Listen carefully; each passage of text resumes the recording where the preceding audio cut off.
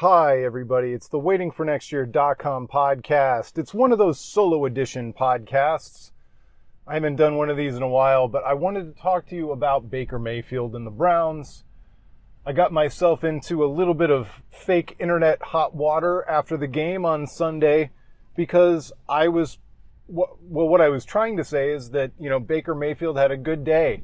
And just like the people who buried him after his horrendous day in Pittsburgh, it's a good game for Baker. It's what you want to see from Baker. I gave him a B-, and I said, good job. Want to see more, right? People started losing their minds on me for giving him a B- because Baker Mayfield broke records. Baker Mayfield completed 22 out of 23 passes, and the only one he didn't complete was a spike to stop the clock. What does he have to do to earn an A or an A+? What does he have to do? And, first of all, I think that, unfortunately for me, the point of my post was missed. I thought Baker had a great day. I thought it was really, really good. It's exactly what you wanted to see from Baker Mayfield after the first quarter. And just, the way my brain works, I think of everything, not everything, but I think of it like school semesters or grades in a grading period. If you bomb the first two quizzes or the first exam and then get hundreds on everything else, the best you can probably do is still a C+, B-. I mean, that's how grading averages out. And the way Baker started that game, 0 for 5, yeah, one of those was a drop by Kareem Hunt on a screen pass, but he threw an interception on the first play. He overthrew all over. He looked horrible. He looked absolutely horrible. And yeah, he came back and he had this amazing second half and he pulled off the heroic pass to Peoples-Jones for the win. Unbelievable. Great. Loved it. But I didn't forget what happened in that first quarter. Like if you want an A, you can't get a 0. You can't get 50% on a 100-point scale to start the game. And so I don't know. I guess it's a dumb thing to argue over. It doesn't really matter in the scheme of things. The point is that we want to see more consistency from Baker Mayfield. We want to see him play. He can't always play like he did in the second half, but I'd like to think that once he really becomes the quarterback that we all want him to become, he would never have a first quarter like that ever again. I don't think it's too much to ask that you don't flirt with being benched in the first quarter. I mean, would anybody, if they go into halftime and you don't get to see Baker Mayfield do what he did in the second half, in hindsight, if they had benched Baker at halftime and brought out Case Keenum, you would have found a way to justify it. You would have said, he's hurt. He's got a broken rib. He just doesn't have it today. The Browns are going to let him rest up. And this is more about health. He'll come back later in the season. But it just makes common sense to protect Baker from himself and protect the team from him right now and play Case Keenum. I think the majority of you would have been justifying that. But here we are, because it didn't play out that way, and because we saw Baker come out and have that second half that he had, now all of a sudden, it's an A+, it should have been an A+, forget the first quarter doesn't matter. And I don't buy that. That's not how my brain operates. Just like when he put up the ultimate stinker against Pittsburgh, and the Browns got obliterated on the road, I wasn't telling you that they got to bench Baker. He should never play again. He doesn't have it. He's not the guy. I said, look, I'm not telling you he's the guy. I'm not telling you that he's going to become the guy. I'm concerned because I don't think you should have to look this hard to see the number 1 overall pick project to be the guy. But unless he's hurt, there's no reason not to play Baker all the rest of this season. You don't accomplish anything by playing Case Keenum. And that's what I was saying after a disastrous game against Pittsburgh. So that was kind of the setting with which I was congratulating him on this unbelievable performance. Now he's been named AFC Offensive Player of the Week, I think. It's insane. It's great. I love it. I'm not here to tell you it was bad, but it's like, I mean, let's be honest. Should I have just given him a B instead of a B minus? I guess. Does it really matter? Ultimately, it was one of the worst quarters I think I've ever seen. You know, to open the game with that interception that, you know, I'm not going to blame him for Odell Beckham Jr. getting hurt, but he did get hurt on that play because Baker threw a horrible ball, a horrible interception, or was off schedule with Odell Beckham, or off, not on the same page, whatever you want to say. You can't whitewash that. You can't whitewash the bad stuff because you like the good stuff. Just like you can't just only focus on the bad stuff to sit him down after a game against Pittsburgh when he's got a cracked rib. Like, the truth is always, you know, it'll present itself, and there's no need to rush to judgment. Baker Mayfield, there's no reason not to give him the chance. He was the number 1 overall pick. He's the one with the most potential in your organization. You don't accomplish anything by going to Case Keenum, because the shelf life of Case Keenum, I mean, it's like Fitzpatrick. It's like any of these guys who come in and give you a spark, that it wears off. You know, it's a flash. Because defenses have notoriously found ways to catch up to those guys. We know it. We've seen it. You're not gonna. I mean, even going back to like Jake Delhomme, you're just once the book is out, the shelf life is really short, and so that's kind of where I'm coming from on that. So I apologize if I triggered anybody by giving Baker Mayfield a B minus for his record-setting performance. I couldn't completely forget the way the game started, the disgustingly horrendous first quarter that he had, the interceptions, the 0 for 5 start. And honestly, it wasn't a great first half. You know, he really came alive in the second half. So I said I was going to talk about Baker Mayfield. Let's talk about Odell Beckham Jr., because I don't think it's Odell Beckham's fault, but I think maybe the chemistry, the Browns' offense, I think maybe it's more effective without him. And that's not his fault. He's the most talented receiver on the team. He's one of the most talented football players on the team. Other than Nick Chubb and Myles Garrett, he might be the most talented player on the team. I don't know how you rank 1, 2, 3 there. But those guys are, and Denzel Ward too, to be honest. But those are the most talented football players on the team.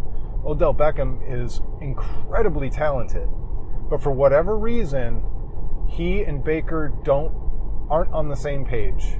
They don't have that chemistry. I don't know if it has to do with Stefanski's offense. I don't know what it is.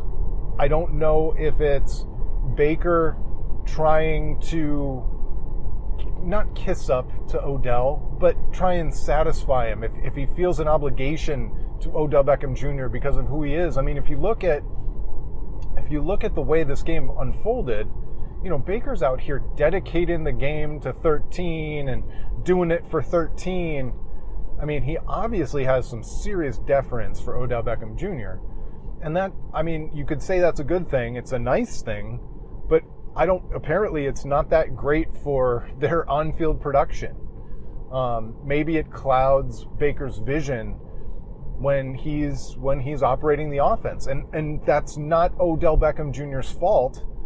It just kind of is what it is. I mean, have you ever played, and granted, we've never played in the NFL. Presumably nobody listening to this, and I myself have never played in the NFL. I've never played any professional sport.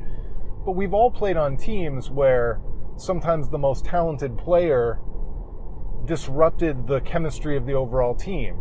You know, in soccer, I had teams that knew how to move and knew how to pass, but all of a sudden you got this one forward with blazing fast speed, and now we're playing long balls over the top all the time, trying to take advantage of our most dangerous weapon.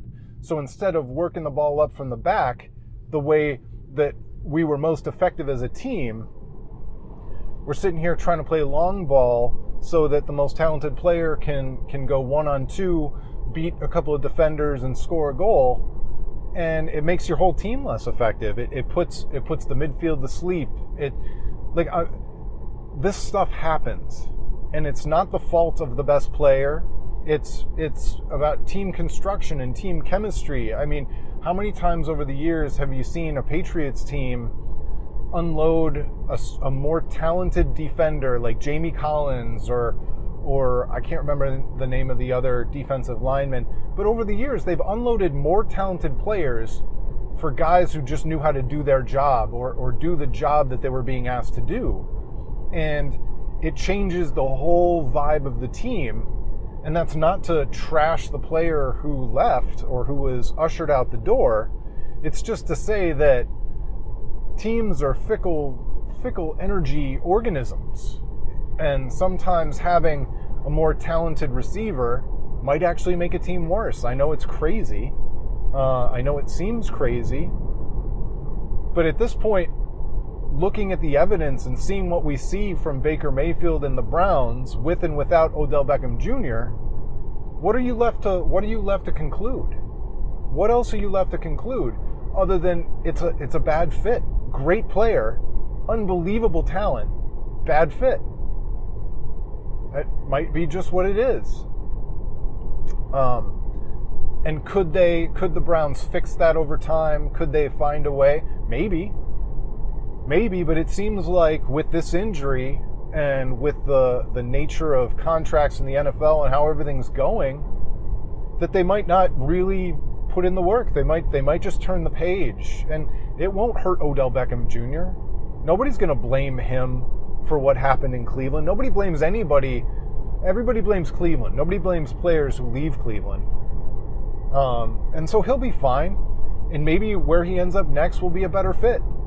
Maybe he'll end up in Tampa and a superior quarterback like Tom Brady. Granted, an elderly quarterback like Tom Brady, but maybe there's a better fit. Maybe it just works out better somewhere else with a different offensive coordinator, a different coach, a different quarterback, and a different offense. What's not in question, and this isn't me trashing Odell. I'm not telling you he sucks. That's stupid. I'm just saying it didn't work. It doesn't seem to work. And maybe it's not worth finding out. I mean, if you can get this kind of production out of Hollywood Higgins and Donovan Peoples-Jones and different types of receivers, it's like a market inefficiency. Why wouldn't you take advantage of a market inefficiency, right? I thought that's what Moneyball and analytics were all about. So if the Browns can accomplish more with a less heralded player, I mean, that's also straight out of the Patriots playbook. How many of these undersized, scrappy, what other adjectives can you use for little white wide receivers? But I mean, they've had these weird wide receivers that don't pop on a draft board. You know, they're not AJ Green, they're not Julio Jones, they're not Odell Beckham Jr.'s, they're not physical freaks that you normally plug into the first round of the draft. But they have these monster careers, the ball control offense, pitching the ball all over the field. And maybe that's just a better fit for the kind of receiver you should put around Baker Mayfield. Higgins doesn't have the speed that pops off the draft boards. He doesn't have any of those measurables that make you go, oh my goodness, we've got to use a first-round draft pick on that guy. But all he does is get open and catch touchdown passes for Baker Mayfield. So, I don't know why you have to go further than just looking at the evidence. If the evidence is there and that's what we seem to think, just go with it. Just go with it. Anyway, I love this season. I'm having so much fun with the Browns this year. I know their 2 losses were horrendous. I know they couldn't be worse because they're against the Browns' biggest rivals. They're the teams that the Browns have to beat if they're going to make anything of themselves in the AFC North. But what are you going to do? What are you going to do? The Browns had to take steps. The Browns had to make strides. And I didn't expect them to be a finished product this year. I didn't expect them to all of a sudden be better than Pittsburgh and Baltimore. I'm interested to see what the Browns are able to do against those teams at home later in the season, as the season progresses and as the Browns continue to come into their own and get healthier and get more used to Kevin Stefanski's offense and maybe figure out something on defense. But I'm having fun. Like, the team is 5-2. They've played supremely entertaining football games. This was something we talked about behind the scenes at Waiting for Next Year. Nobody really cares what Bill Simmons has to say, but he erased the Browns and Raiders from his watchable football games in the upcoming week. And it's idiotic. The Browns, in their 2 losses, have been horrible, but in every other game, they've been one of the most, they've put up some of the most entertaining football games you could imagine. There were 5 lead changes in the 4th quarter of the Browns-Bengals game. Back and forth. The defense couldn't stop anybody. And yeah, that's concerning and maybe frustrating for Browns diehards, but if you're looking at it from the standpoint of generic NFL football fans, that is the football game you want to watch. Those are the teams you want to watch. You want to watch teams march up and down the field. You want to see a contested game with lead changes. You want to see that stuff. You want to see last-minute heroics to win a game. You want to see a Hail Mary pass with 11 seconds left that comes a little bit too close for comfort, if you ask the winning side. That's the nature, that's the essence of watchable football. And so, Bill Simmons has made up his mind about Baker Mayfield. He doesn't like the guy. He doesn't think he's a good player, and he might be right.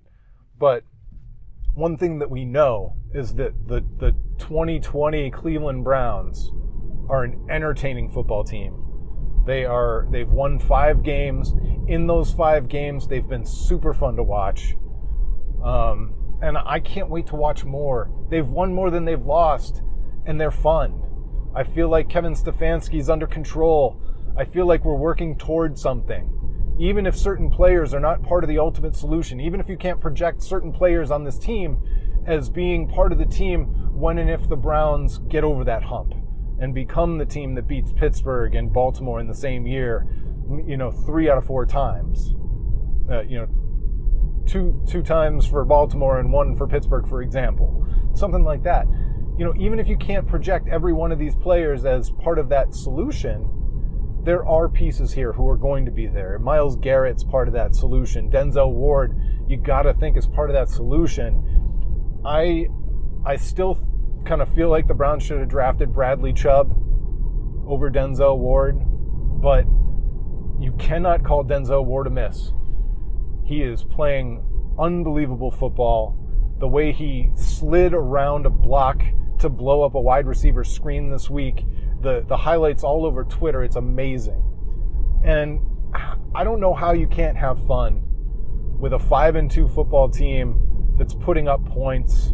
This isn't Eric Mangini designing a 6-3 win over Buffalo. This is fun. This is fun football. This is not those Cavs teams grinding out victories 65-74 with Mike Fratello. Like this isn't taking the air out of the ball. It's fun, and they're winning. So anyway, I hope you're having a good time with the Browns. We'll see where they go. They have the easiest schedule. It feels like they're getting better. I can only get excited to welcome back Wyatt Teller and Nick Chubb sometime soon. So anyway, thanks so much for listening. We'll talk to you next time. It's been the waitingfornextyear.com podcast.